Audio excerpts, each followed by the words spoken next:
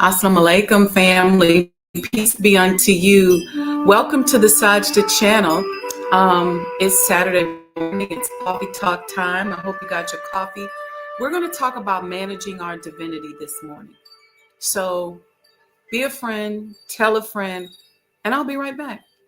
See you in a few.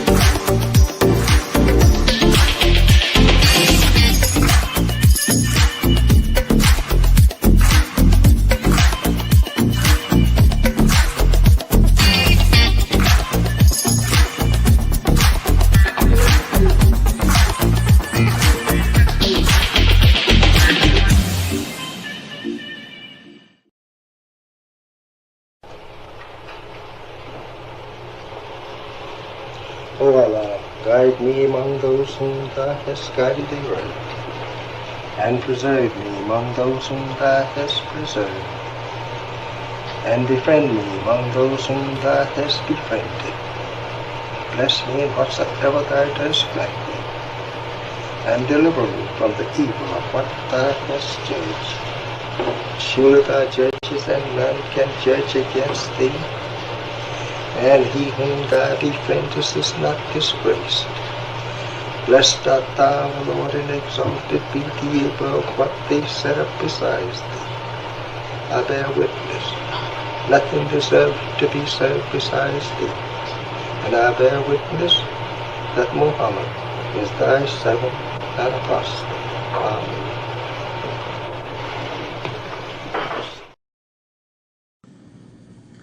The Honorable Elijah Muhammad, who in my judgment is the master historian, taught us that of all our studies, history is the most attractive, and it is best qualified to reward the researcher. History is most attractive. Why should history be most attractive?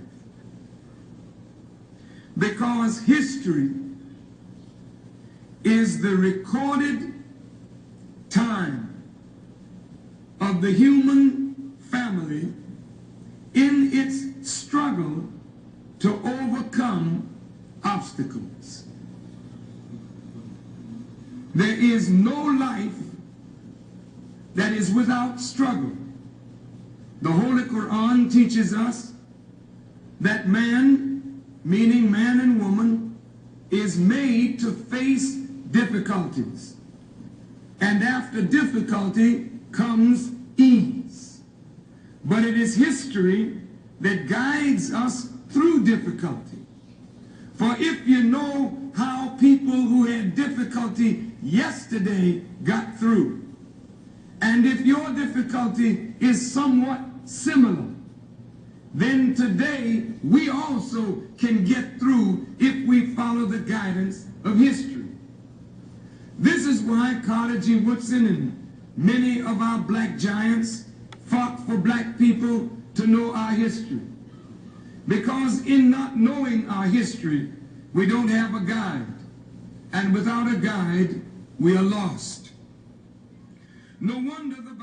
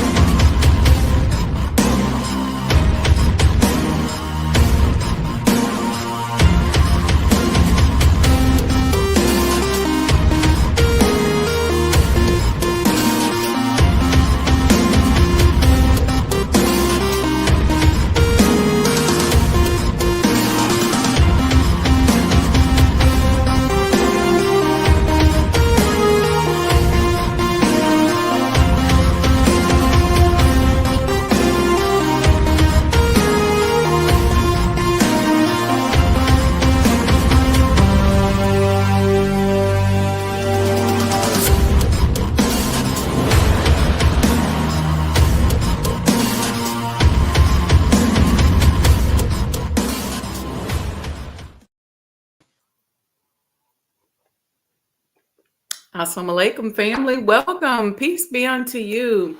How's everybody doing today? Happy Saturday. Happy Saturday. Man, what a week it's been, right? We had a holiday in there. We've had a lot of things happening, a lot of interesting energy just sort of flowing around that a lot of us are navigating through. Some of us are feeling a certain way and we can't figure out what it is. It's okay. But I want to talk this morning as a continuation of our discussions on managing our divinity and preparing for 2025. I want to talk about managing our divinity. Just straight up, who are you and what did you show up on the planet to do? We're talking about this week about scrubbing our minds and scrubbing our hearts and working to get out from up under traumas and negative self-talk and things that are weighing us down, but adjusting our perspective so that we create a shift, just a little bit of shift. That's what we're looking for, because that little shift is going to adjust how we feel, and it's ultimately going to adjust what we manifest and the environment around us. Who was it? Dr. Wayne Dyer said, when you change the way you look at things, the things you look at change. Okay. And when we change the conversations that we're having with ourselves about certain things, how are we interacting with the information connected to how our life is unfolding or where we are in our life? How are we interacting with that, and what conversations are we having with ourselves? Are we messing up our vibration by on one end going, I believe, I know I believe, I believe, I believe, and you're saying your affirmations and you got your affirmations written on your mirror on a sticky note and you're just going. But then over here, you're entertaining limited beliefs and limited thoughts about who you are and what it is that you can do. And so you get your vibration up here by saying, okay, I believe, here's my affirmation. I'm whole, I'm perfect, I'm strong, I'm powerful, blah, blah, blah, blah, blah. And then you come over here on this side and you say, or you may not even be saying anything explicitly, you just may be narrowly focused on a small world. Narrowly focused on a small world. And you know what shrinks your world? Shrinks how you see yourself is opposition. When you start to gain certain levels of success, you will also gain enemies and opposition.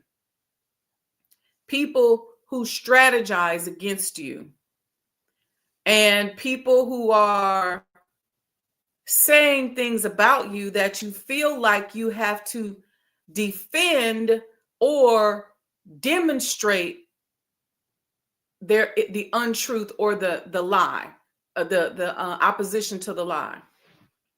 Most of us approach life like football. One minute we get on the field and we got the ball. The next minute we don't got the ball. And then somebody else who's controlling the field never gives us the ball, never gets us on the field. So we are constantly playing defense.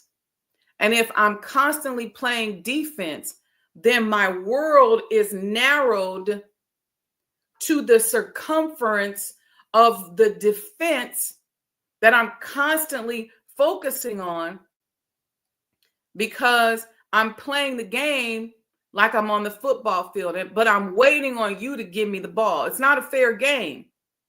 You're always on offense and I'm always on defense. Well, now my world is shrunken. So if you say, okay, I got to defend, that's fine. You do have to have a healthy amount of defense. We talked about that in business warfare.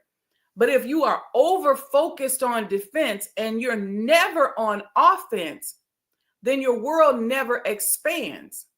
And your enemy gets you tied up in the defense, defending yourself, defending your position, defending yourself against what they're saying. And so you find yourself, say out of a 10-hour day, 8 of it is you're defending yourself, either mentally or the actions that you're doing or the conversations that you're having. I'm saying think of life like a wrestling match or like an MMA fight where you out there fighting and scrapping and you got to have offense and defense going on simultaneously. You ain't got time to just focus on one. This ain't a football game. This is an MMA fight. And 1 minute I may have you down, another minute you may have me down, but I'm always calculating on how to win and how to get on top. But I'm deploying a healthy amount of offense, so that I'm not over focused on the defense, which then shrinks my world. So the way an enemy will make your company, your business, or you as a person literally ineffective is they over focus you on defense. So you're always defending. And so now they can dictate, all right, let's say this about her now. Let's say this. Let's do that. Let's put all this information out here. So you're constantly defending. And your divinity or your assignment on how you're going to expand, how you're going to change the world, how you're going to show the world who you are and your true divinity, you never get a chance to do that because you're over focused on divinity. You don't even heal. Over focused on defense. You can't even heal sometimes. And this has happened to us a lot as Black people because we're constantly in defense mode. Even the taking the time to heal is a problem. But you got to look at this like an MMA fight or something where when you go back to your ring, when you go back to your corner, they get a chance to fix your cuts, put the Vaseline on your face, get the medic in there, give you some water, maybe even give you a quick shot. But this is not a football game. Because if you think of it as a football game, you're never going to get the ball because your enemy is controlling the game. What about your divinity? What did you show up on the planet to do? What is your primary goal as a company, as an organization, as a person?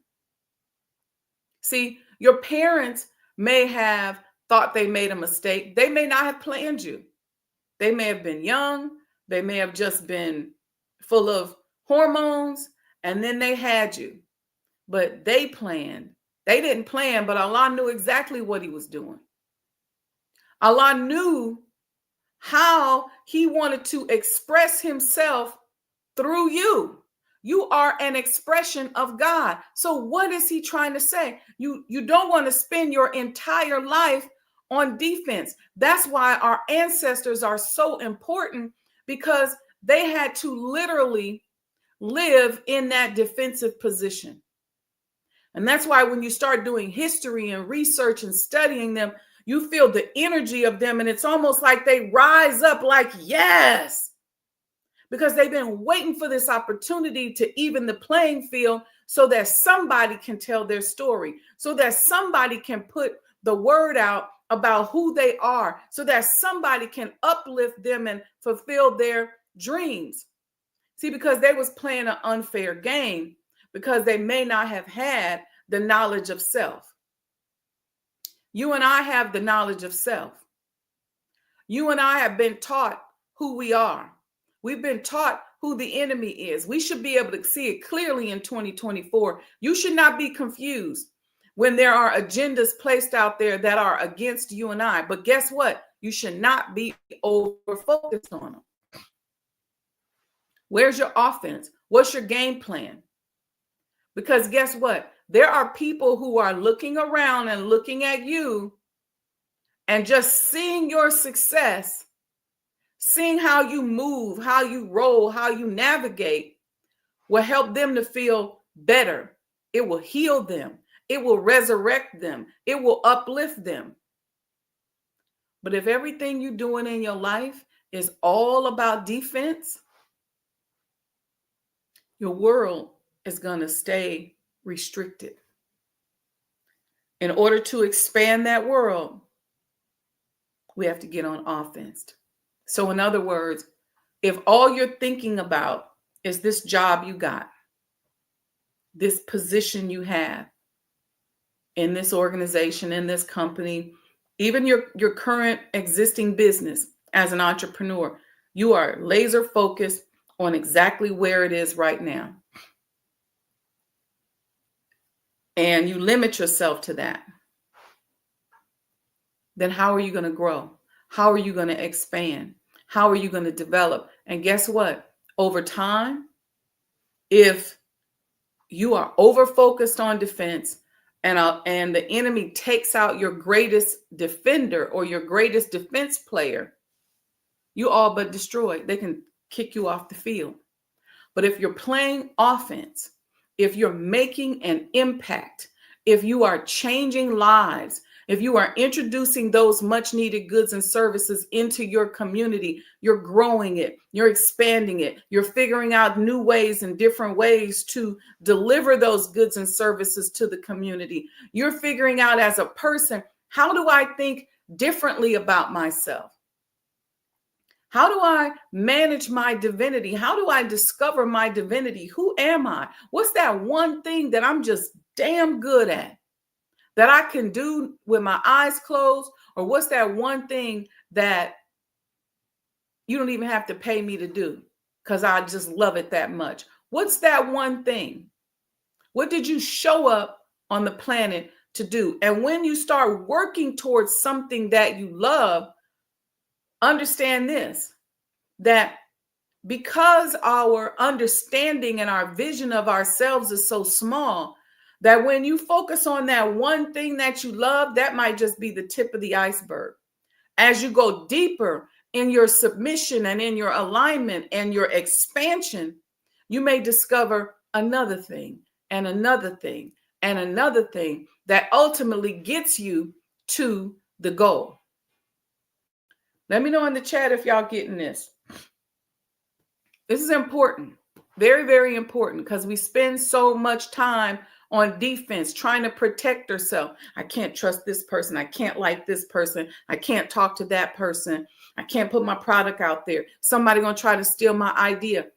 At some point, you got to play offense. And you got to say, I'm going to be happy. I'm going to enjoy myself. I'm a divine being. I have so much to offer. And nobody's going to stop me from offering that, from loving myself, from enjoying myself, from living my life. Nobody. Now, you have to say, all right, well, what's my strategy? Well, first of all, I'm bigger than what I've been playing myself. Playing yourself too small. You think I'm just a real estate agent. I'm just a mom, or I'm too young, or I'm too old, or I don't live in the right place, or I don't have any money. That's a big one. I ain't got no money to be doing all that. It don't take money to dream. It don't take money to shift your thoughts and your mind and start to attract differently to yourself. We looking for a shift today. I want you to shift. I want everybody who watches this to experience a shift in their perspective. Either you're going to see yourself bigger today.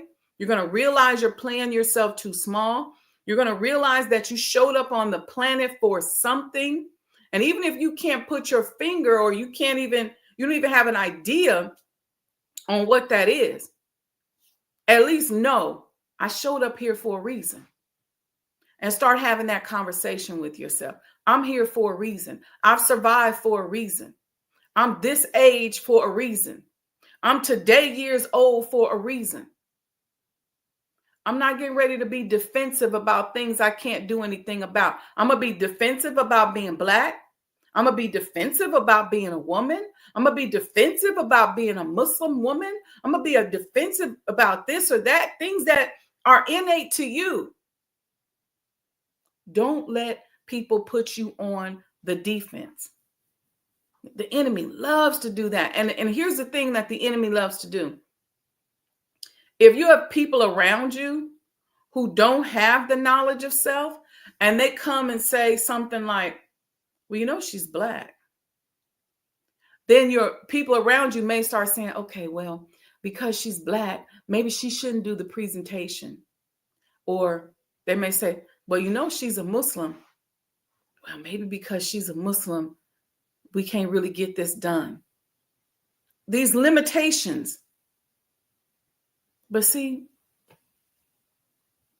there's no enemy out here that can form a weapon against you that will prosper. What is for you is already there for you, and they can't do anything about it. Your table has already been set.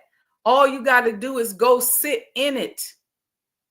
Why don't we sit in it? It's because we have these interdependencies that's preventing us from sitting at our table, from even recognizing that that's my table over there. I'm about to go pull up the chair and sit down at the head of it. What's stopping us? It's because we get stuck by the attacks of the enemy, and the people around us get stuck. So you have to teach your team. You have to teach people who are around you that, let me tell you something, we walk through the valley of the shadow of death, and we don't fear evil. We're walking right through it. Right through it. We got that protective orb around us, and we're walking right through it. And you have to teach your team that, and people in leadership about you, because when they start getting hit with the pellets of the BS, oh, well, you know, he's a former inmate. No, he had went to jail. And then your team is looking like, oh, they tripping because the boss is a returning citizen. And now they start moving with trepidation. They don't have the right mindset anymore. And so they're attracting more of that because they're worried about it.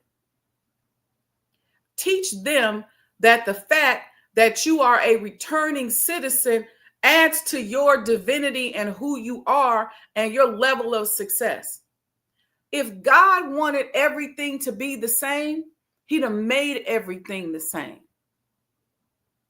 If God wanted everything to be the same, he'd have made everything the same.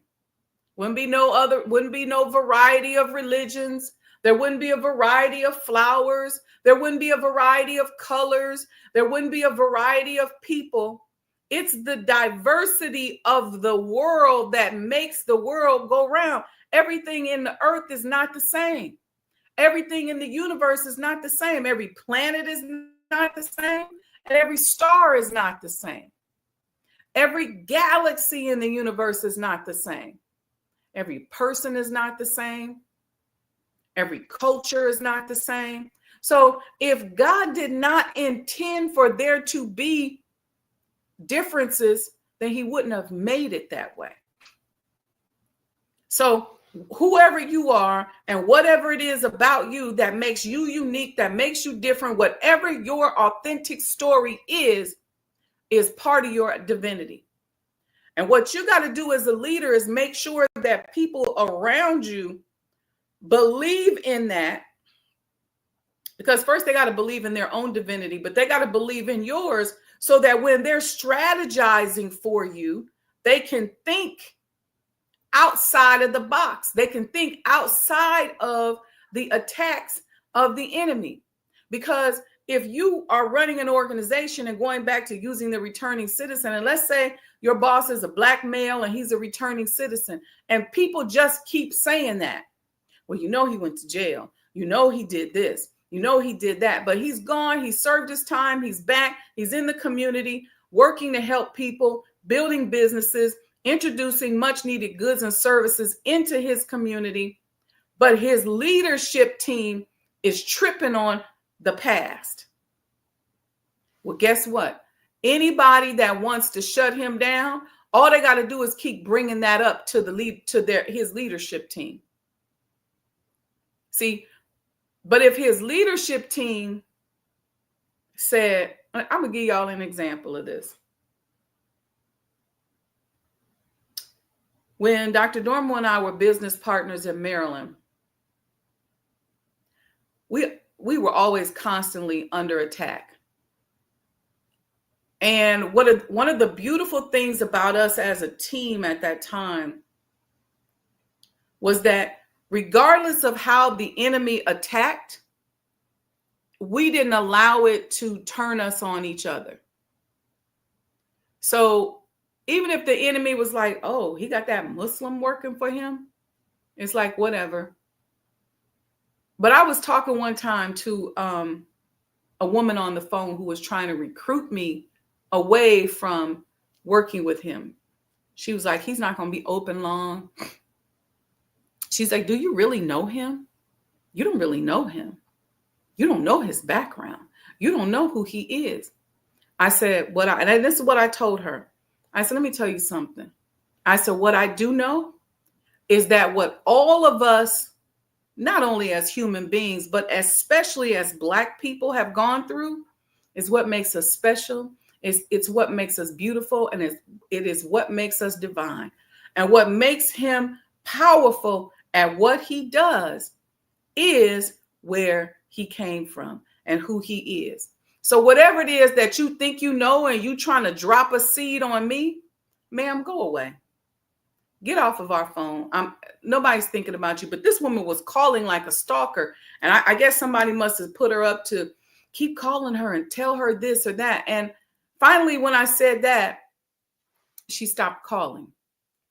And I'm sure, and he had similar, I would hear him defending me. Well, you know, she's a woman. You know, she's a Muslim. You know, she's down with Elijah Muhammad and Farrakhan. Them.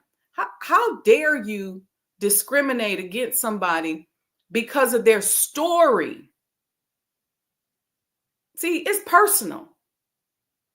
I'm not going to let nobody discriminate against you because of your story. Oh, he's a Black male. He didn't do that well in school. He didn't go to college or whatever they're saying. You probably shouldn't have that person on your team. You know what? Get out of here.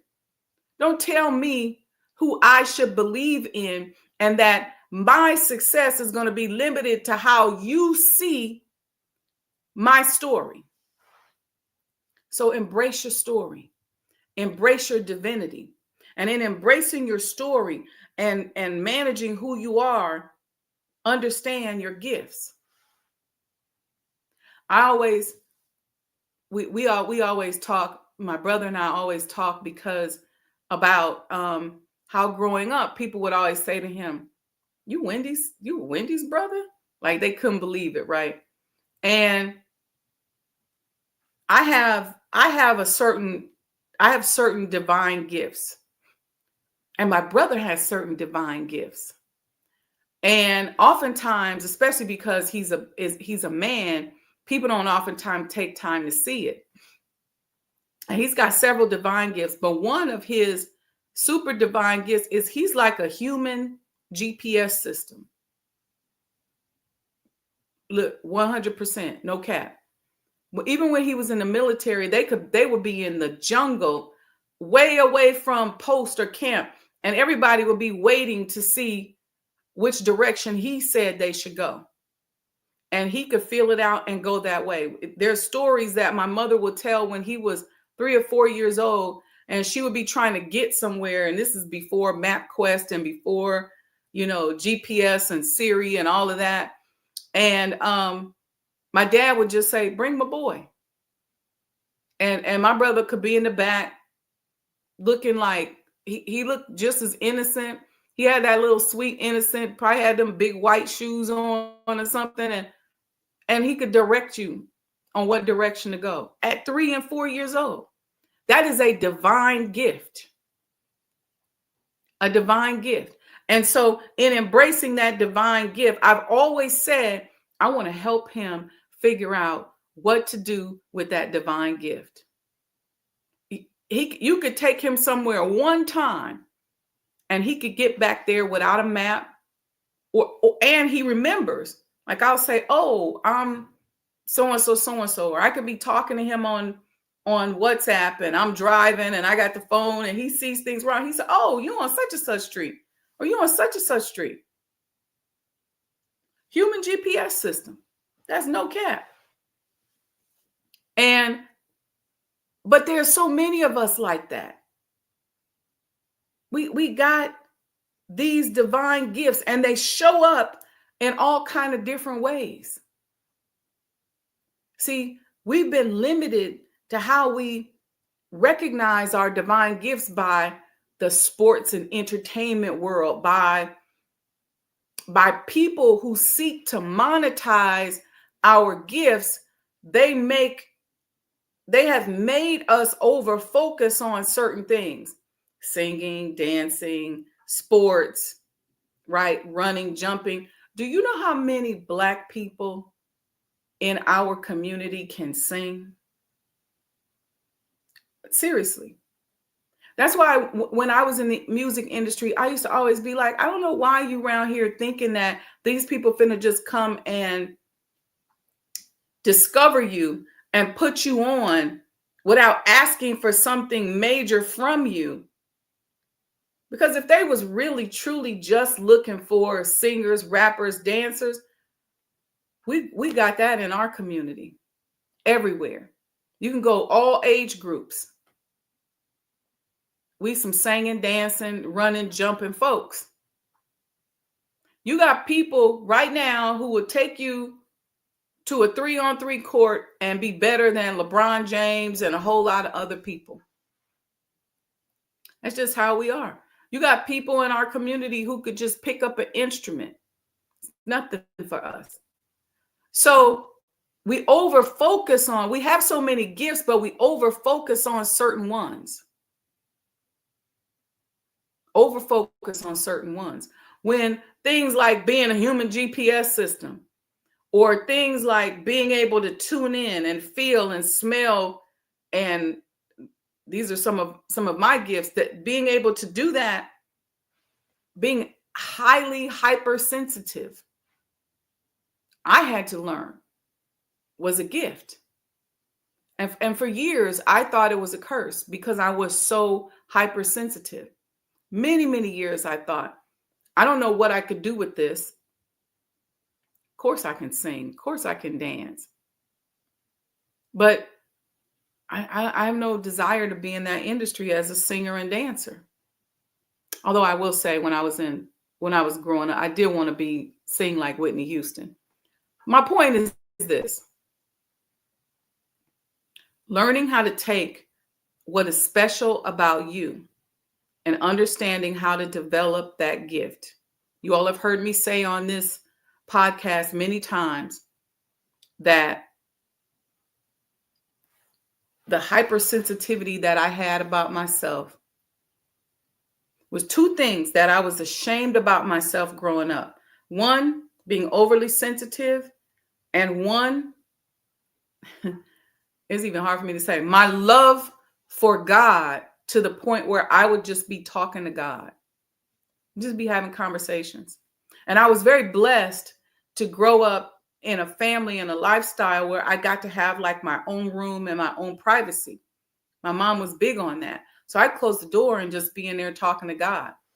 I'd be in there playing my instrument, and I'd find different ways to communicate and interact with what I felt was the divine spirit, whether it was through, I had an organ and I would play by ear. I stopped playing. So I know there's some songs that I know very well. I would play by ear. I had a flute. I would play by ear, sing, but I would do these things that I felt was a form of communication with God. And I would even listen like to sounds and hear certain things within the tone of the sound. And I would just sit there and listen. It worked out really great with music because it gave me a good ear when it came to singing in terms of note and harmonies and things like that. But I later had to say, but how do I use that now? And I think I've told you all, I said to myself one day, there's a reason why I can sit at the table sometimes and see things that other people don't see, or hear things that other people can't hear. And I always thought, if I was me, I would use somebody like me on the board or in business, which is what my former business partner did. Like, oh yeah, no, I'm gonna use that. But if I was me, I would use somebody like me, because I literally can sit there and see and hear certain things, and I don't judge it. I don't own it. See, part of what I've learned about the spiritual world and divinity is that you have to soften the ego. So I don't judge it. It's not my information. I don't own it. Even if I see certain things, I don't say that's my this or that. I've had visits from people on the other side, and I don't say that's my so-and-so, because the minute you say it's the minute you own it, the minute, if I'm feeling the communication, I say, oh, that's my dad, or oh, that's my grandmother. The minute I do that, then I lose it. Because when you start talking about ascending into those divine realms, there's no ownership, right?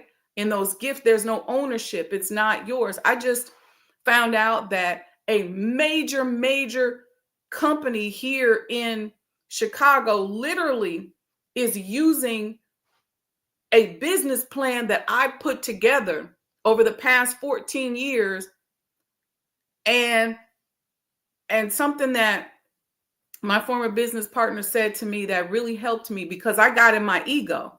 Like, do I curse them out? Do I get a lawyer? What do I do? And I start getting ready to pull up all my stuff, and because I'm a presentation person. Do I do that? Because I got dates on stuff. And he said to me, it may not have been yours. It makes me emotional, because he said it may not have been yours to begin with. Allah put that in you. You tapped into that. We were able to deploy some of it, but his goal is to save his people. And I had to stop, because I said, I said to myself, you've always prayed and asked God to make you his conduit. He made you a conduit, put a plan through you that you put out into the universe.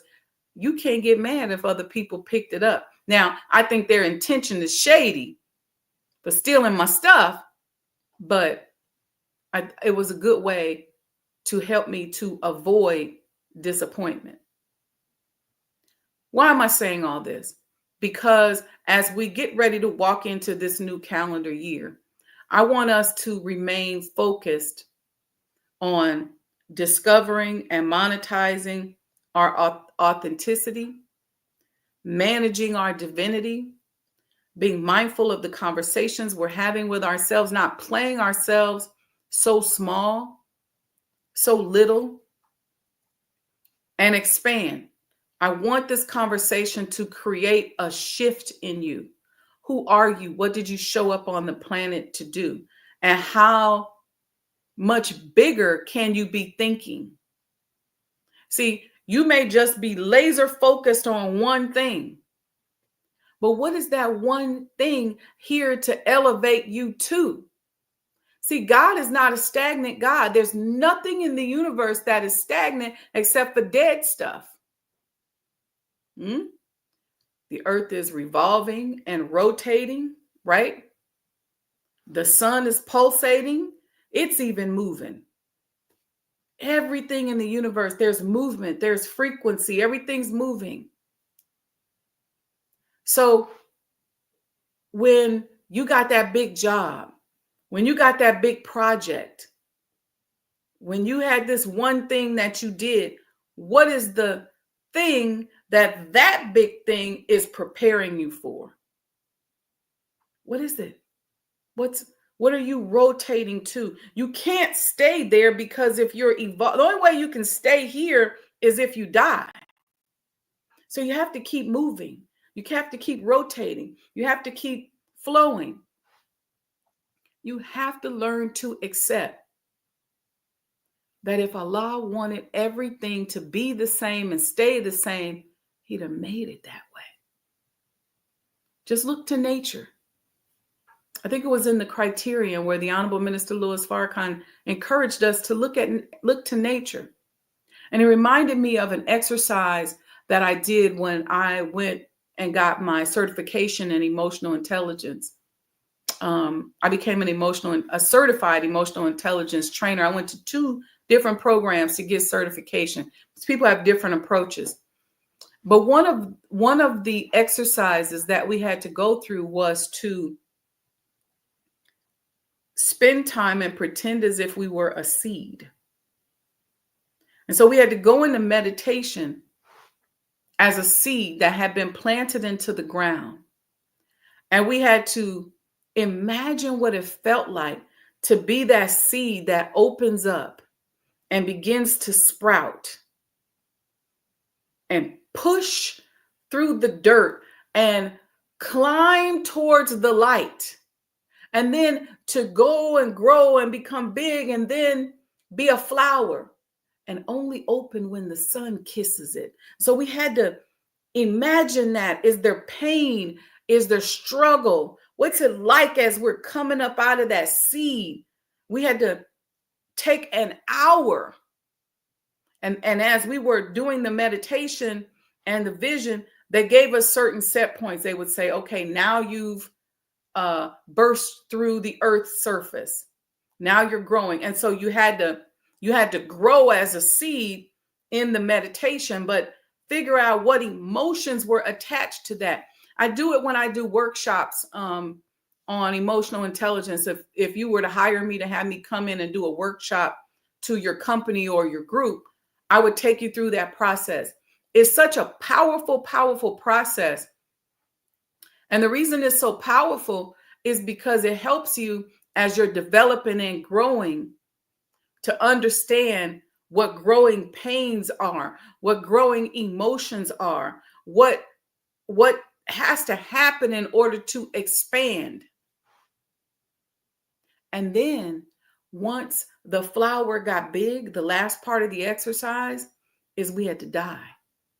We had to figure out and visualize the wilting process, the browning process, the falling process, and the disintegration and the integration back into the earth process, and what emotions are attached to that. It really connects you to the pulsation of plants and trees and earth. It's a very powerful exercise.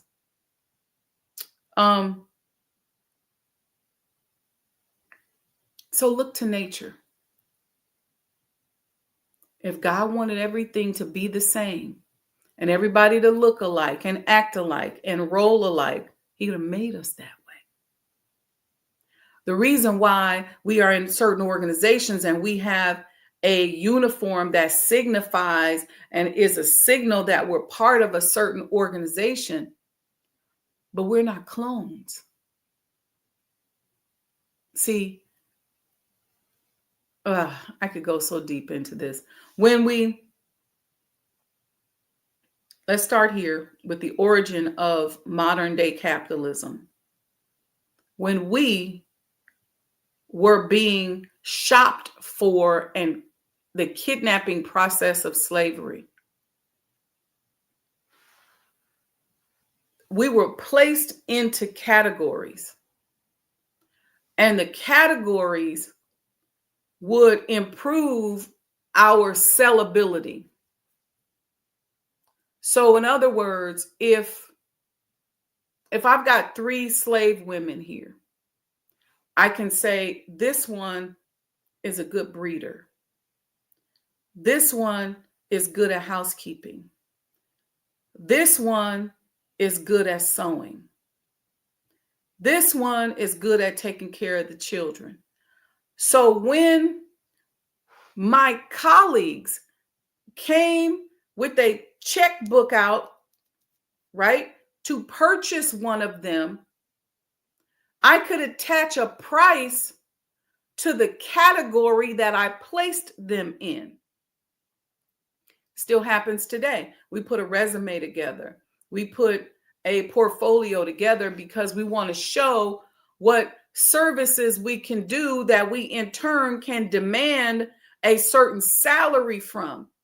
The employer wants to see it because they want to know on paper how you represent so they know how much to pay for you. Okay?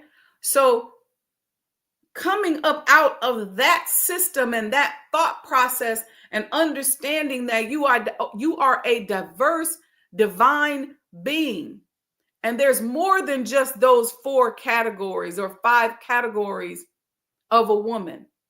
You see it with political campaigns. They come out and go, okay, if we want to get the Black vote, we need to talk about collard greens and talk about pork chops.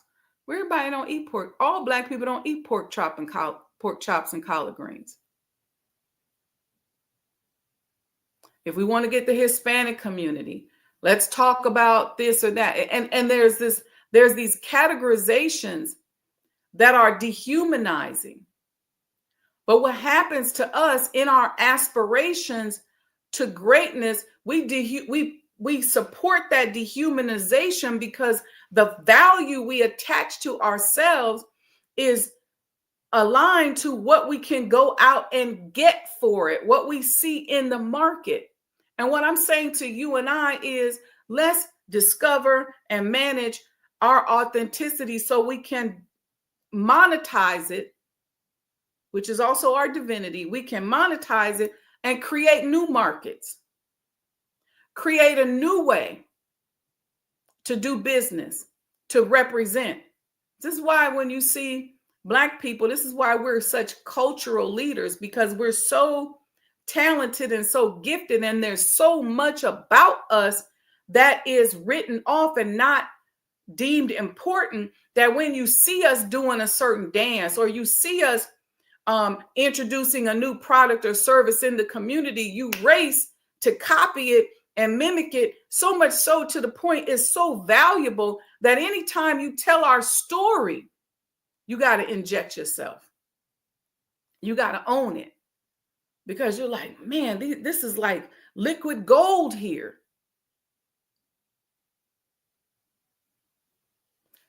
I hope you all understand that. I hope you got it. I'm gonna leave it there. But what I hope today is that we created a shift. We got time for one question if anybody wants to ask a question. But I hope this conversation created a shift. Believe it or not, it's just a little gap and a little shift between where you are and what you want. Got to get up.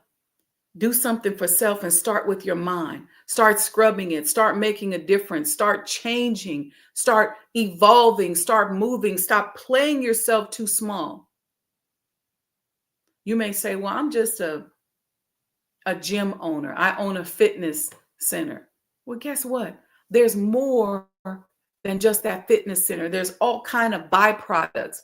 There's all kind of additional products. There's some place where you can go with this, where you can take it, where you don't have to restrict yourself to that package, that category, which is very much old school capitalist programming. Hope y'all heard me. All right. I see you, Brother Lamont. Good morning and walaikum salam. Happy Saturday to you too. Happy Saturday, Mother. I see Sandra D here, who's over there smelling like her Sajdah oud oil. Hopefully you all got it. Use this QR code up here. Go to the Get Virtual Gift Shop. She says, Assalamu alaikum, family. Saturday, love and blessings.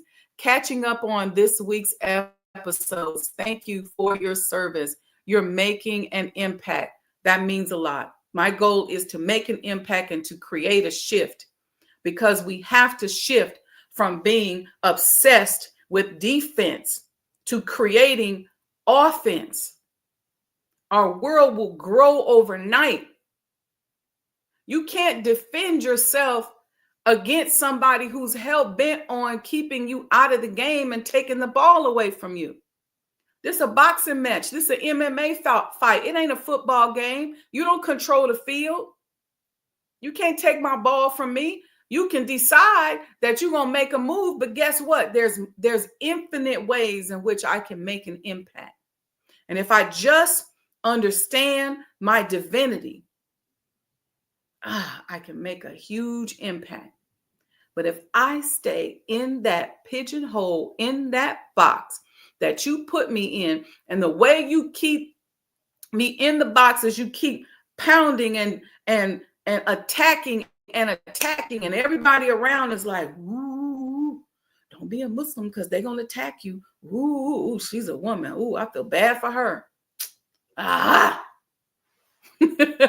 Nubia Latifa is here in the house. She says, Habar Ghani. That's right. It is that time of the year. And she says ASA and happy Friday all. She means happy Saturday, y'all. Since this Nubia got her days mixed up. Brother Lamont said, yep, he gets it clearly. Thank you, Brother Lamont. Appreciate that. Let's see who else we got here. Brother Lamont said 15 years out and you never get away from doing time or being a returning citizen.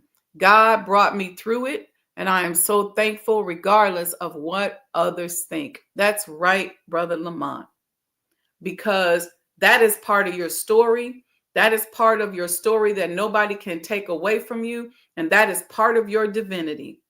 And anybody who has navigated through a trial like that, you got a whole consulting world right there waiting for you. So may Allah bless you. Kudos to you, brother, for being 15 years out, and block out people that got something to say about it and just continue to grow and develop. We are grateful for you to be a part of this platform. That's right. Playing defense all the time. Sister Betty's here. She said, happy Saturday, everyone. And then she put period. All right, family. It's Saturday. Go out and do something good. But as you are preparing to walk into this new calendar year, regardless of what you've been through in the past, no matter where you are right now, you are a divine being. If you're still here, if you woke up this morning, you got some divinity in you that you could tap into, that you can monetize. So figure out who you are and what you showed up on the planet to do, and how you can understand and manage your divinity. Get yourself out of that box. You may have to go and do certain things to make money. You got to go give that resume. You got to go get a job. You got to go maybe even be a consultant or whatever it is that you're doing. But think outside the box. Think bigger. Because that one thing right now, that one hurdle that you're looking to get over, you're not going to get over the hurdle and then just stand there, because you got another hurdle down there before you get to the finish line. You're not going to climb that mountain and just stand on the top and be like, I'm here now. You got another mountain to climb.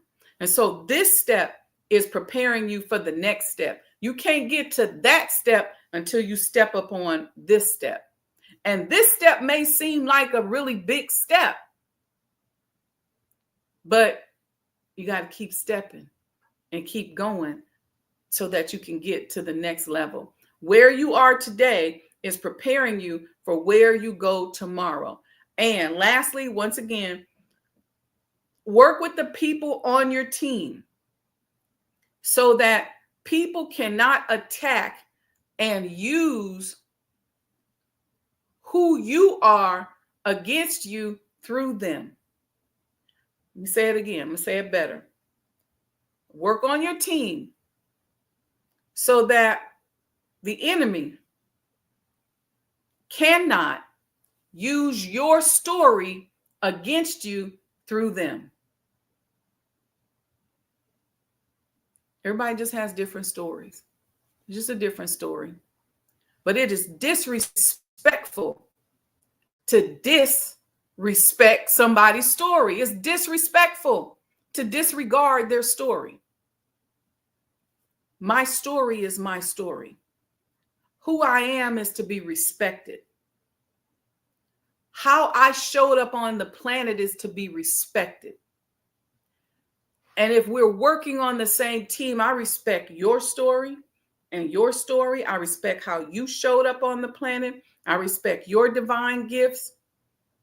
You can't come to me and talk smack to me about my team, especially by trying to tell me, well, let me tell you their story. Everybody just has a different story. Everybody has a different story. And circumstances and life challenges and life situations help to develop your story. You heard me talking a couple of weeks ago when I went to Georgia to trace the footsteps of the Honorable Elijah Muhammad. I got connected to his story. Jim Crow, the terrorism that they were running from down there in Georgia that they experienced. And I call it terrorism because what I also discovered about so many of us as Black people in those areas is that oftentimes we may have navigated to a certain level of privilege in slavery, and we may have had family members that were appointed as preachers, and we may have had lighter skin. And then we came through Reconstruction, where after slavery, we started to build cities. You can Google this, how many Black cities were there during Reconstruction. There were over 100. And so we started building these cities with shops and systems and services and banks and grocery stores and all of this stuff. And then the terrorism came in and tore many of us all the way down to sharecropping. Some of us went from slavery to sharecropping, but a lot of us went from slavery to Reconstruction, to being owners and developers, to elevating, to being taken down many notches because of terrorism and having to flee from our homes, not being able to stay there, crosses being burned in the yard, businesses being burned down. All of these Black towns were destroyed by groups of terrorists. And then many people became refugees. I know they don't like to see us like that, but a lot of us became refugees because when our towns were destroyed, we became refugees, many of us, and some of us migrated as refugees up north. That's a whole nother thing. I may do a show on that. Okay, family, I love you all very much. I wish each and every one of you more goodness than you've ever received or imagined. Let me know in the chat if you got a little shift in perspective today from this conversation, and if it gives you something more tools in your tool belt and a different way to think as you move into and walk into this new calendar or Gregorian year.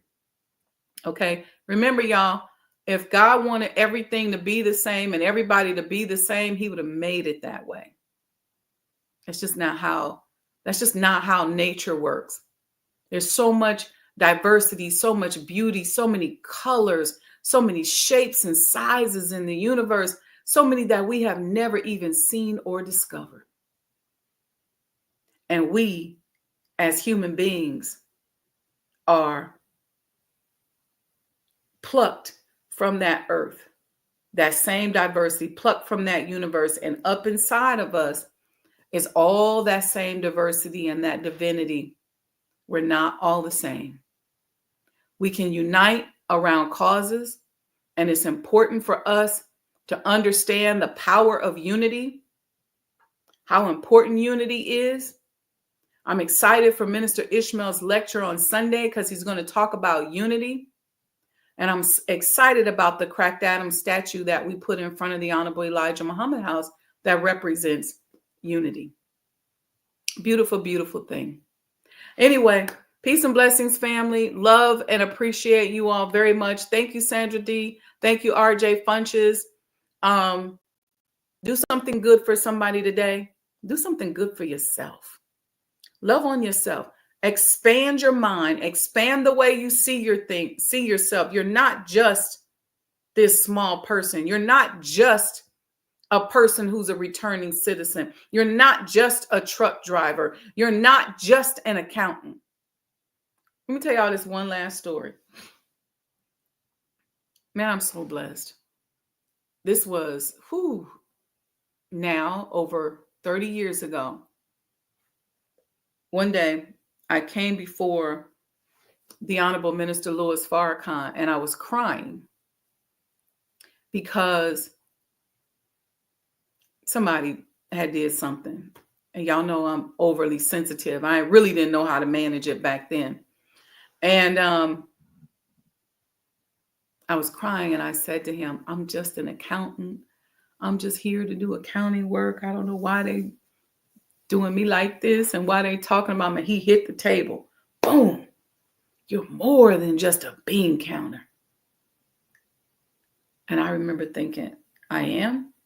You're more than that. If that's all I wanted, this makes me emotional.